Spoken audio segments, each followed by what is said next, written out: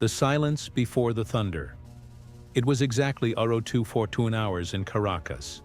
The humidity was thick, typical for the Caribbean. But that's not why the officers inside Fuerte Tiuna were breaking out in a cold sweat that night. It wasn't the weather, it was the sound, or rather, the lack of it. In the early hours of January 3, 2026, the Venezuelan capital wasn't just sleeping, it was being watched. 90 miles off the coast, floating in international waters, the steel giant USS Gerald R. Ford, the world's largest nuclear aircraft carrier, was serving as the command hub. They said it was impossible. They said Russia wouldn't allow it. They said Latin America would burn. But Washington doesn't deal in what-ifs. We deal in power projection. While the mainstream media was looking the other way, U.S. Southern Command executed the most audacious extraction mission since the raid that got bin Laden. But this time, the target wasn't in some cave. He was in a fortified palace, protected by Russian S-300, defense systems and thousands of loyal soldiers. The target was a sitting head of state, Nicolás Maduro. But this isn't just a story about a night of gunfire. It's the story of how a legendary unit, born from a tragic failure in the 80s, became the sharpest edge of democracy. Today, we're cracking open the files on Operation Southern Spear. We're going to show you how $50 million bought the keys to a fortress, and how Delta Force pulled off the impossible in 90 minutes. Forging Ghosts, the origin of Delta Force. To understand the surgical precision we saw in Caracas this week, we gotta rewind nearly 50 years. We need to understand the men behind the night vision goggles. Because Delta Force wasn't born from a victory. It was born from fear and necessity. Back in the 70s, global terrorism changed the game. The Munich massacre in '72 showed the world that conventional armies were useless for precision rescues. Uncle Sam had a hammer, but he needed a scalpel. Enter Colonel Charles Beckwith, a visionary who trained with the British SAS and came back to DC with a radical idea. Create a ghost unit. Men who didn't officially exist, who operated in plain clothes, and who could clear a building in seconds. In 1977, the Pentagon finally gave the green light. The first Special Forces Operational Detachment Delta was born. But their baptism by fire was brutal. April 1980. Operation Eagle Claw. The mission was to rescue American hostages in Iran. It was a disaster. Sandstorms and mechanical failures led to a collision in the desert. 8 American service members died. The mission was aborted. It was a national humiliation. But from the ashes of that Iranian desert, the true war machine was born. That failure taught the Pentagon that Delta couldn't fly solo. They needed the best pilots in the world. That day gave rise to the 160th Special Operations Aviation Regiment, the Night Stalkers, the same absolute maniacs who, 46 years later, would fly invisible. Helicopters over Venezuela. Since that tragic day in 1980, Delta swore they'd never fail again. They hunted down Pablo Escobar. They hunted down Saddam Hussein. They wiped out the ISIS leadership. They turned shame into lethal perfection. And now in 2026, history has come full circle. The machine forged in the sand was ready to operate in the jungle. The legal trigger, the designation, fast forward to 2025. The war machine was primed, but it needed a legal green light. In the United States, we don't invade without cause. We build a case. The game changed in February 2025. Remember that date.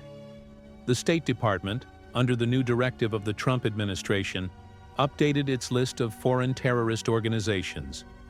In that document, the Cartel de los Soles, led by the Venezuelan military brass, was elevated to the same tier as ISIS and Al-Qaeda.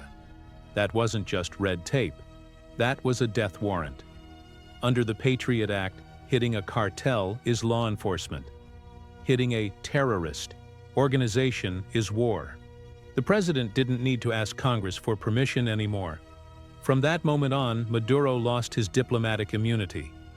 Legally, he stopped being a president and became a high-value target.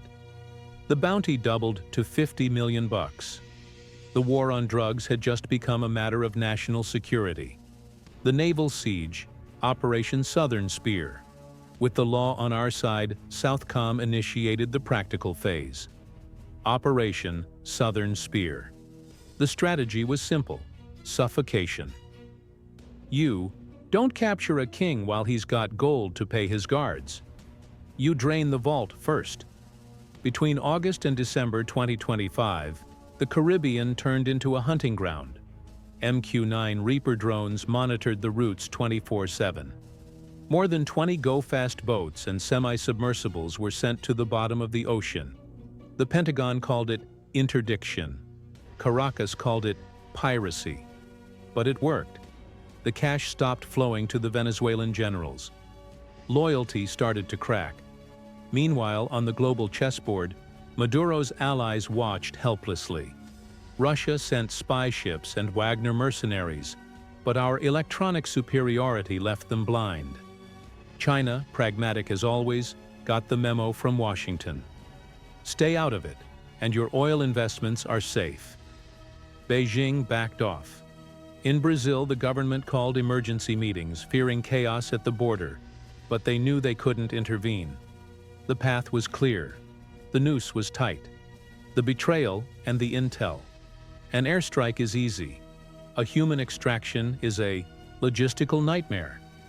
How did Delta Force know exactly which building inside a massive military complex Maduro would be in at 2 a.m.? The answer is simple: greed.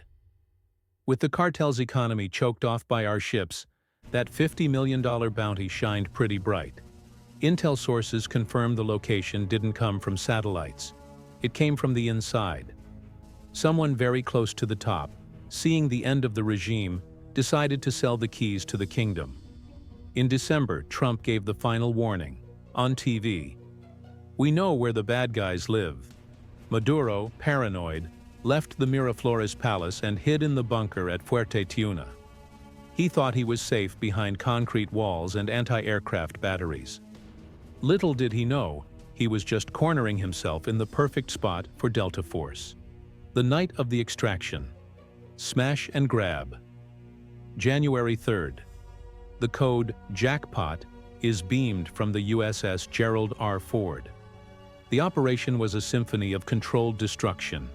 100 hours, cyber warfare.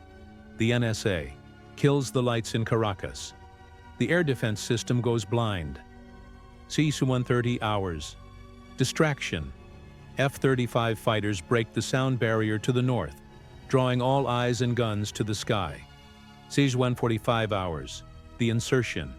While they were looking up, the Night Stalkers came in low. MH-6. Little birds touched down directly on the courtyards and rooftops of the complex. Delta operators hit the ground. No talking. No hesitation. They were rocking quad nods, panoramic night vision goggles, seeing in pitch black like it was high noon. The personal guard, made up of Cubans and Russians, tried to resist. It was useless. They were eliminated with the precision of men who have trained 40 years for this exact moment. Breaching charges blew the bunker door. Inside, they found a tired man. The extraction took less than 15 minutes. Maduro and his wife were cuffed, loaded onto the bird, and pulled out of the hot zone. By the time the power came back on in Caracas, the president was already flying over the Atlantic Ocean. Dawn of a new era. The world woke up in shock. In Argentina, Javier Milei tweeted, "Freedom advances."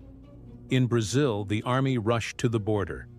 But here in Washington, the mission was accomplished. Nicolás Maduro won't be tried as a head of state. He'll be tried as a narco-terrorist. Operation Southern Spear proved two things. First, the cartel of the Suns is finished. The head of the snake has been cut off. Second, and most importantly, it sent a message to every tyrant in the world. It doesn't matter how many generals you have, it doesn't matter how deep your bunker is. If you become a threat to the United States, Delta Force will come knocking. And they don't usually knock twice.